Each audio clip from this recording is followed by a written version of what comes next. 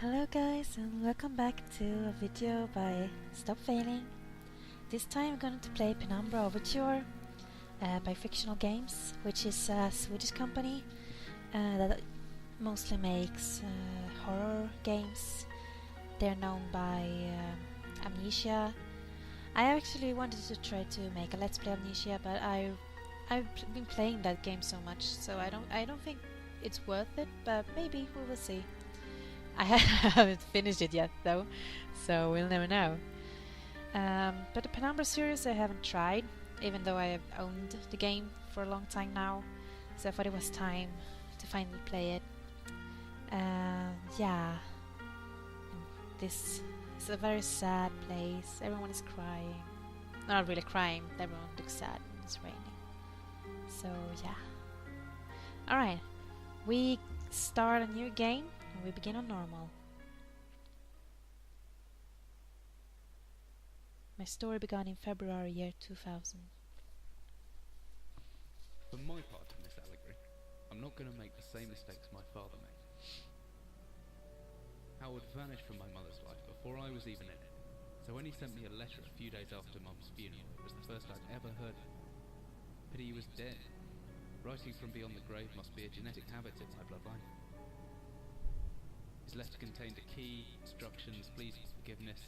I figured the dead don't have much use for absolution, so I turned to his prophetic class in which he inexplicably expected to come any day. Clearly averse to explanations, my father preferred to leave directions to a bank on Mayfair I'd never even heard of. In that bank was a safety deposit box in his name, and myself as executor. Of course, I went, as he knew I would.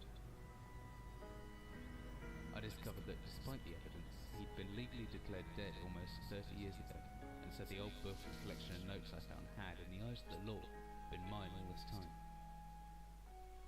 My father's instructions were to burn the documents, raise no further questions. But that was his error. No man's immune to the shameful trappings of curiosity, and my humanity got the better of me. The university I taught at was world renowned for two things: physics and linguistics. I represented the first, and the man who stood for the second was stumped by my recent acquisition. The book was indecipherable. The notes, however, showed a location somewhere in uninhabited northern Greenland. It took me almost a year to book the last flight I'd ever take. As I watched civilization disappear along with Heathrow, I realised my father had disappeared 3 decades ago, almost to the day, and I considered in turn what it was that I was leaving behind. We landed on a strip of ice a few feet wide, and within minutes I was pulling away on a chartered boat, beginning a 12-hour journey that would lead me into my past. Oh, you silly Howard. Well, I mean, why would you send those documents to your son anyway?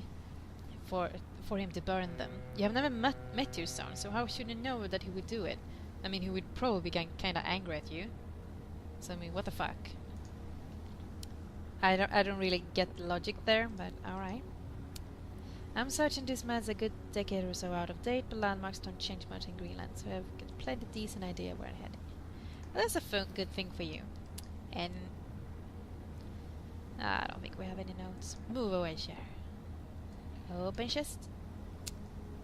Aw, is it Jack and Daniels? I don't know. Oops. Sorry.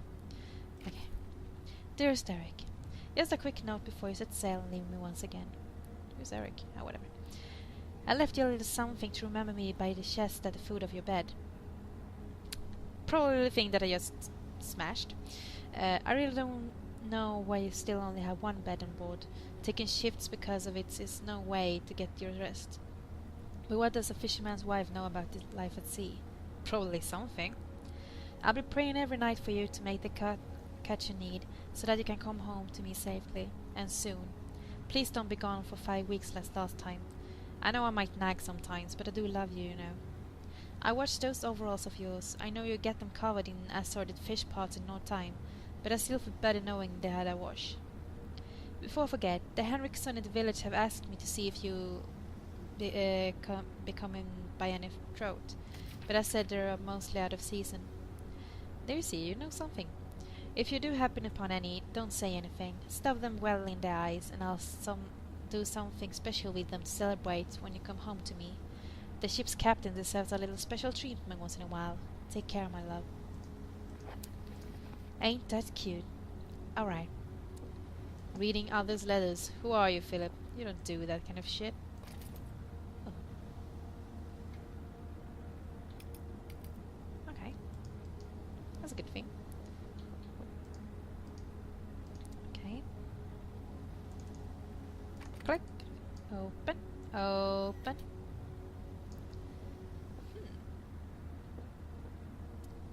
Yes, you already said there.